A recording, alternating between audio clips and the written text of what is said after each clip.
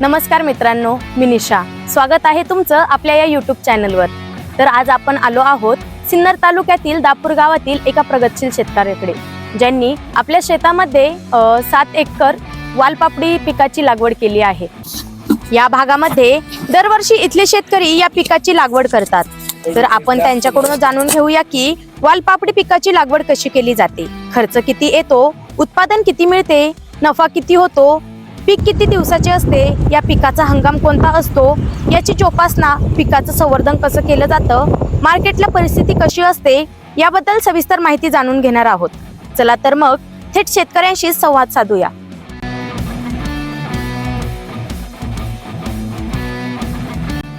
नमस्कार दादा, मी निशा.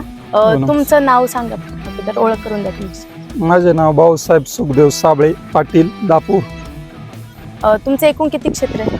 माझे वालवडीचं एकूण 7 एकर शेत. तुम्ही शेती कधीपासून करता? शेती आम्ही म्हणजे पूर्वीपासूनच आम्ही शेती करतो, पण वालवड आता 5 वर्षापासून लावायला चालू केलं. आणि या पिकाची कल्पना तुम्हाला कशी आली? म्हणजे आमच्या दापूर गावामध्ये प्रत्येक जण वालवड लावतो ना, तर मग आम्ही पण लावायला चालू केली. वालपापडी पिकाची लागवड कधी केली जाते? ती साधारणतः मार्च एंडिंग नंतर चालू करतो आम्ही. आणि याचं बियाणं कुठून मिळतं? अकोल्यामधील समशेरपूर गावामधून. 7 एकरचं क्षेत्र जे आहे ते आता वालपापडीचं लावलंय, तर याला एकूण किती बी लागले तुम्हाला? एकूण एकरला 5 किलो बी लागतं. साधारणतः 35 ते 40 किलो बी लागलं. अच्छा. आणि जमिनीची मशागत कशी करता? जमिनीची मशागत पहिले 2 महिने नांगरट करून मग 2 महिने विश्रांती द्यायची शेतीला. मग त्याच्यानंतर मार्च एंडिंगच्या नंतर लावून द्यायची. हे जे वालपापडीची लागवड केली तुम्ही, त्याच्या बियांमधलं अंतर किती ठेवलं आणि नॉर्मल सरीतलं अंतर किती? बियांमधलं 7 ते 8 इंचावर लावायचे आणि सरीतलं अंतर 4.5 फुटावर 1.5 काढायचं. तुम्ही आता हे मल्चिंग वरती पीक करता, बरोबर? तर मग मल्चिंग वरती पीक चांगलं येतं की नॉर्मल सरीमध्ये चांगलं येतं? मल्चिंगवर चांगलं येतं, कारण पाण्याची बचत होते आणि वीटपासून संरक्षण मिळतं. किती दिवसात फवारणी? कधी कधी 15 दिवसानं, कधी 8 दिवसानं, जसं वातावरणात बदल होईल त्या पद्धतीने.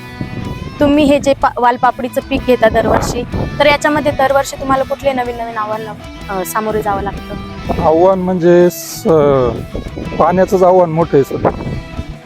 म्हणजे प्रत्येक वर्षी पाण्याचंच आव्हान मोठं असतं. आणि आता तुम्हाला प्रति एकरला किती खर्च येतो? प्रति एकरला 1.5 लाख रुपये खर्च येतो. म्हणजे पूर्ण पीक निघेपर्यंत? हो. आणि जे मजूर असतात ते कुठून उपलब्ध करता तुम्ही? हे आमच्या बाजूलाच अकोला तालुक्यातील आसपासच्या गावातून गाडी येते, तिथून. आणि एक मजूर म्हणजे किती शेंगा तोडू शकतो दिवसाला? तर दिवसाला तरी 1 क्विंटलच्या आसपास. म्हणजे तुमचा तोडा रोज होत असेल ना, की दिवसा? म्हणजे जास्त क्षेत्र असल्यामुळे कंटिन्यू चालूच राहते. आणि मग तुम्ही याचं एक्सपोर्टिंग कसं करता? म्हणजे मार्केटला नेता की किरकोळ विक्री करता? नाही, किरकोळ नाही, आपले नाशिक मार्केटलाच. सध्या बाजारभाव कसे चालू आहे? सध्या बाजारभाव म्हणजे 10,000 रुपये क्विंटल बाजारभाव चालू, पण माल उपलब्ध नाही, पाऊस अभाव. आता जे नवीन शेतकरी म्हणजे स्वतःच्या याच्यावरती चालू करताय, तर मग त्यांनी या पिकाला घेतलं पाहिजे की नाही घेतलं पाहिजे? ते पीक घ्यायला काय हरकत नाही, पण मग आम्ही ते तिसऱ्या वाट्याने देतो हे पीक. म्हणजे समजा 3 लाख रुपये जर झाले तर त्याला 1 लाख रुपये जातात. म्हणजे ते कष्टाचंच पीक आहे. म्हणजे पूर्ण मेहनत करावी लागते इथे. हो. आता हे पीक घेताय तुम्ही, तर याच्यात कोणत्या चुका टाळल्या पाहिजे तुम्हाला वाटतं? हे म्हणजे पाण्याचं नियोजन पहिलं करूनच त्याची लागवड केली पाहिजे. म्हणजे किती, कधी घ्यायची, का दिवस.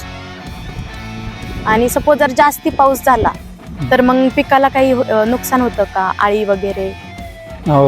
जास्त पाऊस जर झाला तर आळीचं प्रमाण वाढतं, पण मग ती जमीन निचऱ्याची पाहिजे, पाणी नाही पाहिजे त्याच्यात. त्या प्लॉट मध्ये काळ्या मातीत चांगलं नाही येणार पाऊस झाला? कुठल्या पण मातीत येतो प्लॉट, पण पाणी निचरा झाला पाहिजे पाण्याचं. सगळ्यात पहिल्यांदा जेव्हा तुम्ही सुरुवात केली तेव्हाच किती क्षेत्र होतं आणि आता तुम्ही सांगताय की 7 एकर क्षेत्र आहे, तर मग तो तुमचा पूर्ण प्रवास सांगा थोडासा.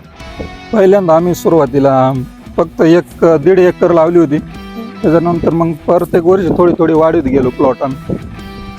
म्हणजे 5 वर्षात तुमचं 7 एकर पर्यंत झालं. हो. भविष्यात आणखी काही वाढवू शकता का? भविष्यात वाढू शकतो, पण सगळं पाण्याचं नियोजनानुसारच वाढवावं लागेल. सर्वात मोठा अनुभव कोणता? शेतीत म्हणजे आम्ही तर वालवड आणि लाल कांद्याचंच पीक, 2च पिकं घेतो. सहसा दुसरं काही पिकं घेत नाही आम्ही. म्हणजे वर्षातनं 2च पीक होतात तुमचे. हो, त्याच्यानंतर मग विश्रांती देतो शेत जमिनीत. आता हे शेतमालाचे भाव कसे चढ उतरणीचे असतात. मग जे नवीन शेतकरी आहे, नवीन मुलं आहे, तर त्यांनी आपले शेतीकडे वळले पाहिजे की नाही? तसं म्हणजे शेती ही निसर्गावरच अवलंबून आहे. तिला पाण्याचं काय भरपूर प्रमाणात पाण्याचा साठा असेल तरच शेती करणं योग्य आहे. अन्यथा शेती निसर्गावर अवलंबून असल्यामुळे करणं अवघडच आहे. आता तुम्ही मार्च एंडिंगला लागवड केली आहे, तर मग हे पीक किती दिवस चालेल अजून? ते साधारणतः चालू झाल्यानंतर 3 महिने चालते. आणि साधारणतः 1 एकर मध्ये किती माल निघतो? साधारणतः म्हणजे ते किती पाणी उपलब्ध असेल त्या जसं पीक येईल त्याच्यावरच अवलंबून असतं. म्हणजे आपण जसं माल पिकू त्याच्यावरच. प्रत्येक शेतकरी कसे आपला शेतमाल चालू असताना नवीन नवीन प्रयोग करतात, तसा तुम्ही काही केलाय का? नाही, आम्ही आता वालवडीत प्रॉफिट होतं त्याच्यामुळे दुसरं काय आम्ही नाही लावेल. म्हणजे माल दुसरं काय करीतच नाही. वालवड आणि कांदा सोडून दुसरं कुठलं पीक म्हणजे सहसा घेत नाही आम्ही. ह्या पिकामध्ये अजून एखादं पीक येतं का आंतरपीक? नाही, ते आंतरपीक येत नाही वालपापडीमध्ये.